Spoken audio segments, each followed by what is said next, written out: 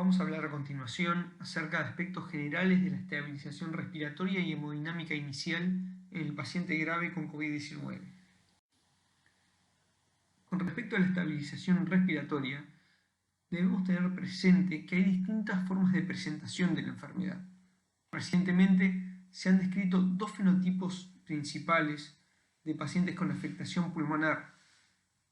En ambos casos, estos pueden asociarse a severa hipoxemia y compromiso del intercambio gaseoso, pero la mecánica respiratoria puede variar significativamente entre los distintos pacientes. De esta forma, se ha descrito un fenotipo llamado tipo L, caracterizado por una complacencia pulmonar normal o incluso aumentada, y una hipoxemia que se basa fundamentalmente en la alteración de la relación entre ventilación y perfusión.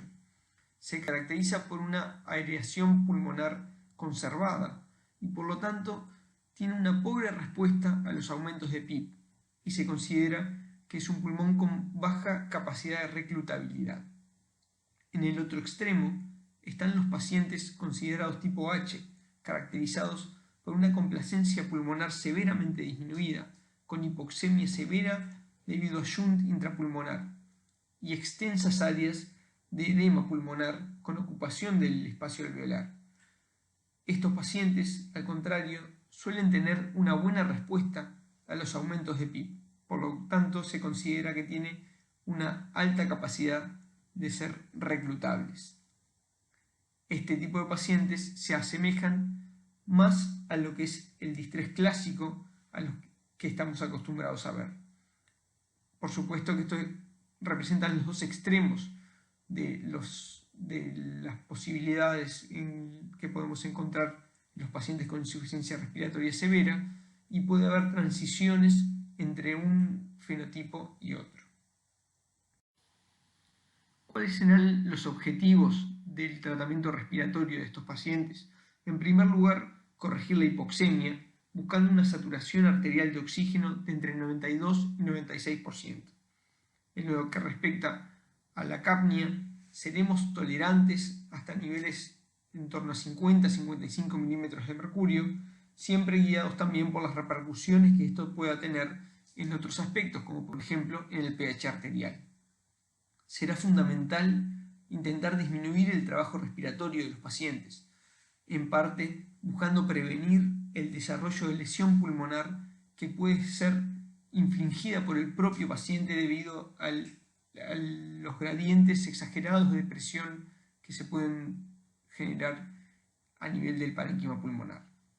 De la mano de esto viene prevenir la fatiga muscular y en caso de requerir asistencia ventilatoria mecánica, tratar de evitar la lesión pulmonar asociada a la misma.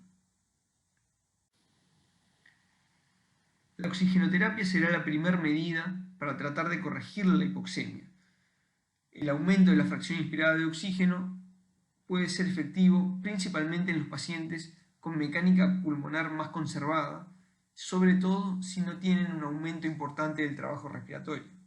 La oxigenoterapia podrá proporcionarse mediante catéter nasal tradicional, máscara de bajo flujo o máscara de bajo flujo con reservorio en los casos en que las medidas anteriores no sean efectivas.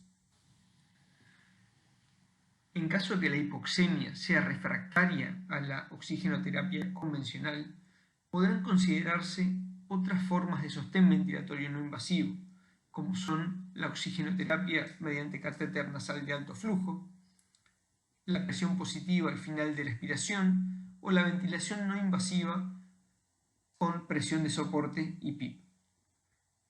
Hay que mencionar que estas terapias han sido cuestionadas debido fundamentalmente a la alta tasa de fracaso vinculada fundamentalmente a la ventilación no invasiva y a la preocupación que existe acerca de la posibilidad de aerosolización viral y de esta forma que represente un riesgo aumentado de contagio para el personal de salud. La oxigenoterapia de alto flujo parece tener menos riesgo que la ventilación no invasiva y es actualmente de elección antes de llegar a la ventilación no invasiva.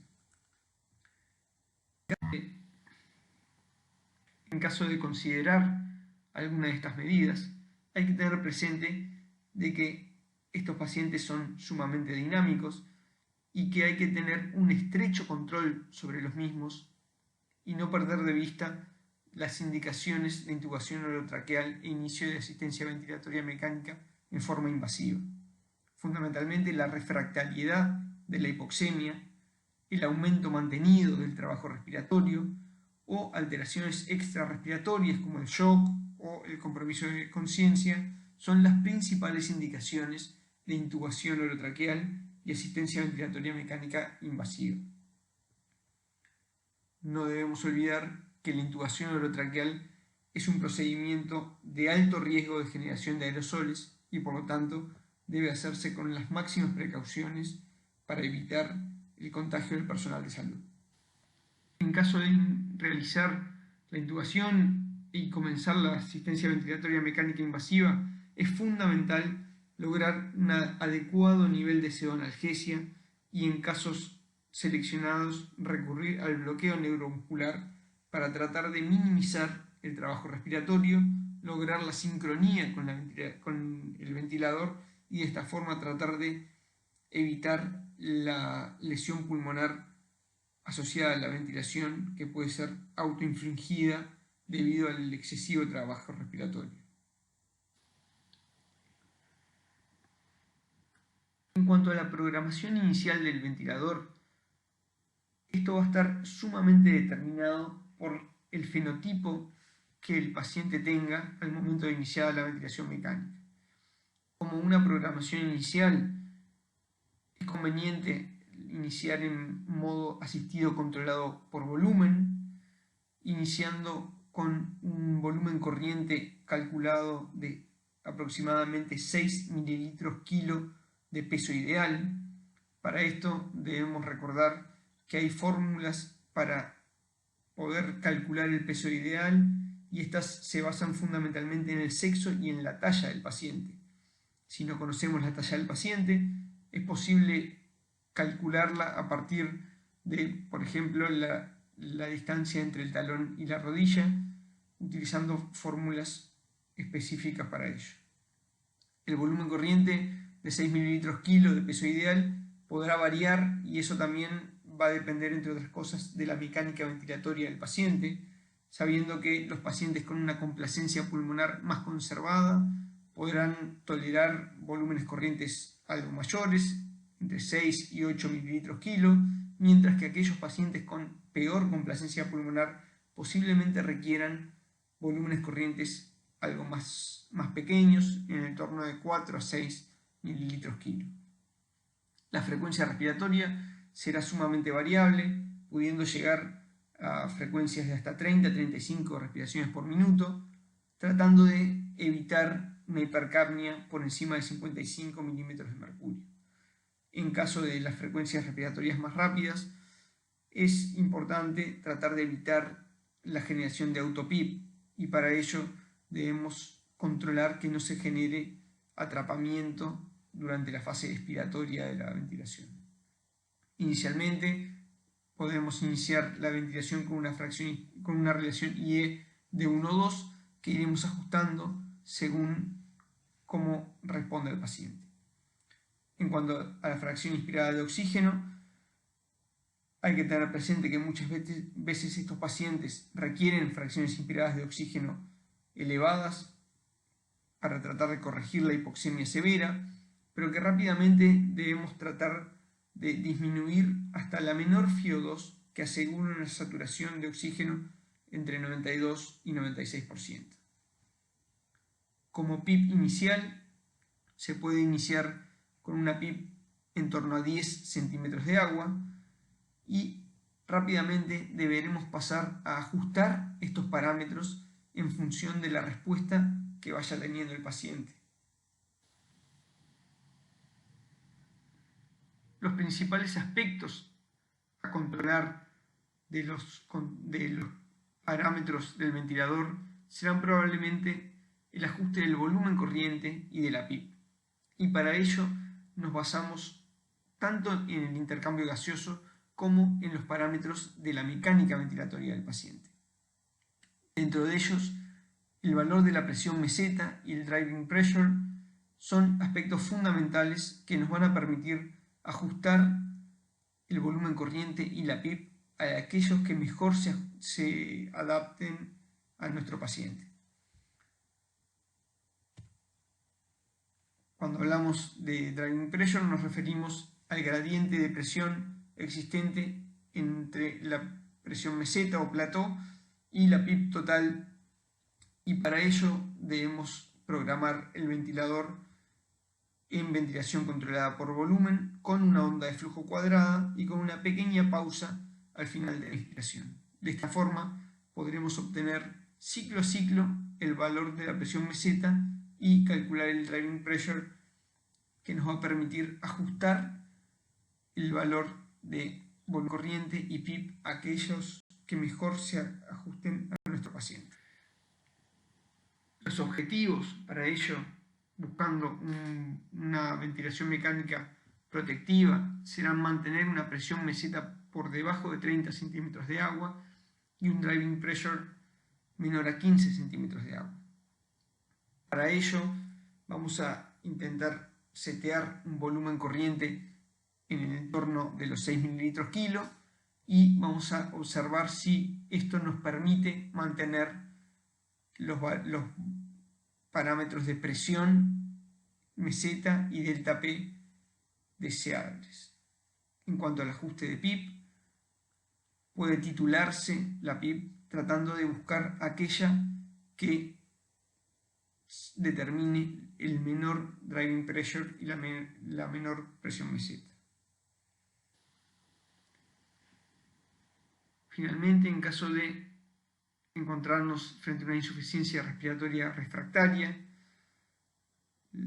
la posibilidad de realizar maniobras de reclutamiento alveolar es actualmente discutida, y en caso de requerir maniobras de reclutamiento alveolar tampoco hay un consenso claro acerca de cuál debería ser la estrategia para realizar estas maniobras. Por otra parte, la ventilación en decúbito prono por al menos 12 a 16 horas por día sí parece ser una medida que en un grupo importante de pacientes con insuficiencia respiratoria vinculada a COVID-19 podría tener una utilidad, específicamente en aquellos pacientes con mayor compromiso de la complacencia pulmonar. Finalmente, como esquema terapéutico inicial del paciente con insuficiencia respiratoria severa por COVID-19, una vez que nos enfrentamos a un paciente con hipoxia, en primer lugar debemos plantearnos si tiene indicación de intubación orotraqueal en primera instancia, en cuyo caso, debemos recordar nuevamente las medidas de protección personal para evitar el contagio del personal de salud. Si no tiene una indicación inicial de intubación orotraqueal, habrá que valorar cuál es la respuesta a la oxigenoterapia convencional. En caso de que no responda, podremos evaluar, en casos seleccionados, la terapia con cánula nasal de alto flujo o, en algunos casos muy particulares, la ventilación no invasiva, y en caso de que no responda a estas maniobras, deberemos pasar sí a la intubación orotraqueal y a la ventilación mecánica con los parámetros que acabamos de discutir. Finalmente, en lo referente a la estabilización hemodinámica, el compromiso cardiovascular en COVID-19 tiene una incidencia variable en las distintas series, pero sí se ha reportado la presencia de injuria miocárdica, por lo cual es recomendable, más allá de la realización de electrocardiogramas seriados, la determinación de troponinas para detectar precozmente el compromiso miocárdico. Y hay un grupo de pacientes que pueden presentarse con inestabilidad hemodinámica severa y shock de diversa etiología. Puede estar jugando un rol la hipovolemia, la injuria miocárdica o incluso el tromboembolismo pulmonar. Los objetivos de la estabilización hemodinámica será mantener una presión arterial media por encima de 60-65 milímetros de mercurio, pero esto deberá ser individualizado a cada paciente. Por ejemplo, en el caso de los pacientes hipertensos, probablemente deberemos buscar objetivos terapéuticos con presiones arteriales medias más elevadas. Nos guiaremos por la respuesta en los diferentes tejidos, buscando una diuresis objetivo de entre 0,5 y 1 mililitro kilo hora. A nivel cutáneo, un relleno capilar menor a 3 segundos. En los casos en que se pueda valorar el nivel de conciencia. Y a nivel del plano metabólico, buscar un lactato arterial menor a 2 milimoles litro y fundamentalmente una curva de lactato en descenso. En caso de que el paciente tenga inestabilidad hemodinámica y estados de shock, buscaremos una estrategia conservadora de fluidos, ya que los pacientes con distrés respiratorio no se benefician de una sobrecarga hídrica, ya que esto se asocia a un agravamiento de la insuficiencia respiratoria. Por lo tanto, trataremos de ser conservadores y utilizando, en la medida de lo posible, cristaloides balanceados del tipo del suelo Ringer lactato. La reposición deberá ser guiada por parámetros dinámicos, como la elevación pasiva de miembros inferiores, la variación de la presión de pulso, del volumen sistólico o la distensibilidad de la vena cava inferior. Aquí la ecografía pasa a jugar un papel importante en el seguimiento y en la reposición de este grupo de pacientes. Siguiendo con el tratamiento del shock, en aquellos pacientes que no respondan a la administración de cristaloides, la noradrenalina será el vasopresor de elección. En aquellos casos en los cuales la hipotensión arterial sea refractaria a la misma, en caso de requerir un segundo vasopresor de elección sería la vasopresina, y trataremos de evitar otros vasopresores como la dopamina o la adrenalina. Frente a la hipoperfusión mantenida, fundamentalmente en pacientes que tengan cierto grado de disfunción cardíaca, se sugiere la asociación de dobutamina como inotrópico, y en aquellos casos de shock refractario se puede iniciar tratamiento con corticoides en base a hidrocortisona 200 miligramos por día.